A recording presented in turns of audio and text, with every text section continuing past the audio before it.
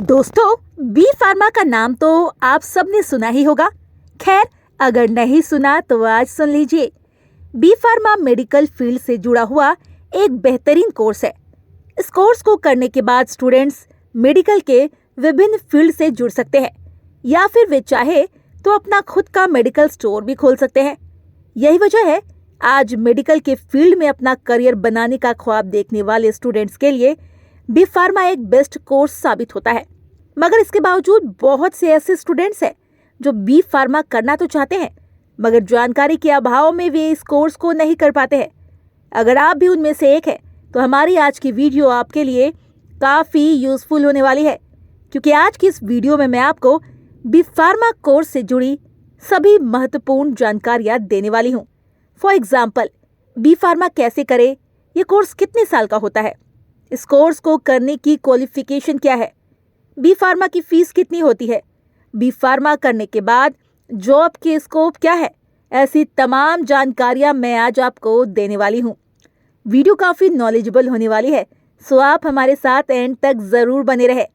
दोस्तों, यहाँ सबसे पहले हम ये जानेंगे कि बी फार्मा क्या होता है। बी फार्मा को बी फार्मेसी के नाम से भी जाना जाता है, जिसका full form bachelor of pharmacy है। ये 4 साल का एक बैचलर्स डिग्री कोर्स है। इस कोर्स में स्टूडेंट्स को दवा कैसे बनाई जाती है, दवा बनाने का प्रोसेस क्या है, किस बीमारी में किस दवा का इस्तेमाल किया जाना चाहिए और कब किस दवा का उपयोग कैसे करना चाहिए जैसी तमाम बातें इस कोर्स को करने वाले स्टूडेंट्स को सिखाया जाता है। यही वजह है आज के समय में बी फार्मेसी डिग्री होल्डर्स की डिमांड सिर्फ भारत में ही नहीं बल्कि विदेशों में भी देखने को मिल जाती है।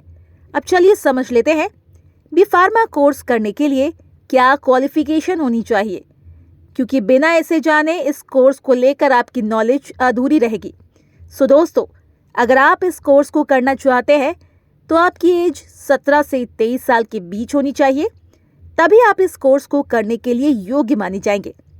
इसके अलावा इस कोर्स को करने के लिए आपकी एजुकेशनल क्वालिफिकेशन भी मैटर करती है। बी फार्मा करने की चाह रखने वाले स्टूडेंट्स का 12 पास होना ज़रूरी है और 12th में भी स्टूडेंट्स का साइंस स्ट्रीम से फिजिक्स, केमिस्ट्री, बायोलॉजी सब्जेक्ट होना ज़रूरी है। साथ ही उनके 12th में मिनिमम 50% मार्क्स होनी चाहिए, तभी उनका एडमिशन बी फार्मा में हो पाएगा। इसके अलावा अगर आपने फार्मेसी में किसी भी प्रकार का कोई डिप्लोमा कोर्स किया है तो भी आपका एडमिशन बी फार्मा में हो जाएगा। तो दोस्तों, ये तो बात हुई क्वालिफिकेशन क्राइटेरिया की। चलिए अब हम एडमिशन प्रोसेस को भी समझ लेते हैं। बी फार्मा में एडमिशन कैसे ले। बी फार्मा में एडमिशन के लिए स्टूडेंट्स के पास 2 ऑप्शन होते हैं। फर्स्ट, आप किसी प्राइवेट कॉलेज में एडमिशन ले सकते हैं, या फिर सेकंड, आप किसी गवर्नमेंट कॉलेज से अपना ये कोर्स कर सकते हैं। अगर प्राइवेट कॉलेज की बात करें तो यहाँ स्टूडेंट्स के 12 के मार्क्स के बेसिस पर एडमिशन होता है, इसीलिए यहाँ आपको बिल्कुल परेशान होने की ज़रूरत तो नहीं है। अगर आपने 12 में अच्छे मार्क्स लाए हैं और आपका 12 साइंस स्ट्रीम से है तो आपका एडमिशन यहाँ ईजिली हो जाएगा। जबकि सेकंड ऑप्शन यानी गवर्नमेंट कॉलेज में अगर आप एडमिशन लेना चाहते हैं तो इसके लिए आपको एंट्रेंस एग्ज़ाम देना पड़ेगा। हमारे भारत में राज्य स्तर पर कई तरह के एंट्रेंस एग्ज़ाम होते हैं, जिसमें अगर बी फार्मा के लिए कुछ फेमस एंट्रेंस एग्ज़ाम की बात करें तो उसमें बिटसेट, WBG और EAMCET का नाम आता है। अगर आप इनमें से किसी भी एग्ज़ाम में अच्छे रैंक लाते हैं तो आपका एडमिशन बी फार्मा के लिए गवर्नमेंट कॉलेजेस में हो जाएगा। दोस्तों, एडमिशन प्रोसेस को समझने के बाद आपके लिए फ़ीस जानना भी काफ़ी इम्पॉर्टेंट हो जाता है, ताकि आगे चलकर आपको फ़ीस को लेकर परेशान ना होना पड़े। भाई, बी फार्मा कोर्स फीस कितनी है, यहाँ मैं आपकी जानकारी के लिए बता दूं। बी फार्मा की फ़ीस हर कॉलेज की अलग अलग होती है। प्राइवेट कॉलेज में स्टूडेंट्स को एडमिशन तो आसानी से मिल जाता है, मगर फीस देते समय उनके पसीने छूट जाते हैं। प्राइवेट कॉलेज में स्टूडेंट्स को आमतौर पर हर साल 40,000 से लेकर 1 लाख रुपए तक की फ़ीस जमा करनी होती है, और ये फीस भी कॉलेज के ऊपर डिपेंड करता है। अगर कोई फेमस प्राइवेट कॉलेज है तो वहाँ फीस और ज़्यादा हो सकती है। तो वहीं अगर गवर्नमेंट कॉलेज में आपका एडमिशन होता है तो आपके लिए इससे अच्छा कुछ नहीं हो सकता, क्योंकि गवर्नमेंट कॉलेज में एडमिशन लेने वाले स्टूडेंट्स को प्राइवेट कॉलेज के कंपैरिजन में बहुत कम फीस जमा करनी होती है। उसमें भी अगर आप बी फार्मा किसी अच्छे गवर्नमेंट कॉलेज से करते हैं तो स्कॉलरशिप के थ्रू आपकी फीस आपको वापस मिल जाती है। आज के समय में गवर्नमेंट कॉलेज से बी फार्मा करने वाले स्टूडेंट्स को 15 से 40 हजार रुपये हर साल फीस के रूप में देनी पड़ती है। अगर आप चाहते हैं आपका एडमिशन किसी गवर्नमेंट कॉलेज में हो तो आप मन लगाकर पढ़ाई करें ताकि आप एंट्रेंस एग्जाम में अच्छा स्कोर हासिल कर सके और आपका एडमिशन गवर्नमेंट कॉलेज में हो सके। बी फार्मेसी करने के बाद सैलरी क्या मिलती है?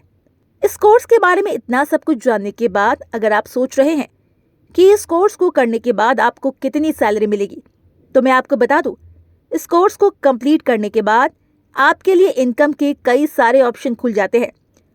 ऐसे में अगर आप जॉब करना चाहते हैं तो आप मेडिकल कंपनियों को ज्वाइन कर सकते हैं, जहां शुरुआत में बी फार्मेसी डिग्री होल्डर्स की सैलरी 15 से 20 हजार रुपये हर महीने होती है, लेकिन 2-3 साल के एक्सपीरियंस के बाद सैलरी इंक्रीज हो जाती है। इसके अलावा अगर आप खुद का मेडिकल स्टोर खोलते हैं तो आप अपने स्टोर से मेडिसिन्स बेचकर लाखों रुपए कमा सकते हैं। मेडिकल स्टोर के अलावा आप कंसल्टिंग, फार्मेसी एक्सपोर्ट का बिजनेस कर सकते हैं। यानी कुल मिलाकर हम कह सकते हैं बी फार्मा का कोर्स करने के बाद आपको अपने करियर को लेकर परेशान होने की बिल्कुल जरूरत नहीं है। सो दोस्तों, अगर आप भी मेडिकल फील्ड से जुड़ना चाहते हैं और आप अपना एक ब्राइट फ्यूचर देखना चाहते हैं तो आप इस कोर्स को कर सकते हैं। इस वीडियो में फिलहाल इतना ही। उम्मीद है वीडियो से आपको काफी कुछ सीखने को मिला होगा, पर अगर अभी भी आपके मन में इस कोर्स को लेकर किसी प्रकार का कोई डाउट है तो आप मुझसे कमेंट में पूछ सकते हैं। मैं आपके डाउट को क्लियर करने की पूरी कोशिश करूंगी। साथ ही वीडियो अगर आपके लिए यूजफुल रही हो तो वीडियो को लाइक करें। इसी तरह की और भी नॉलेजेबल वीडियोस देखते रहने के लिए चैनल को सब्सक्राइब करना ना भूलिएगा। Thanks for watching.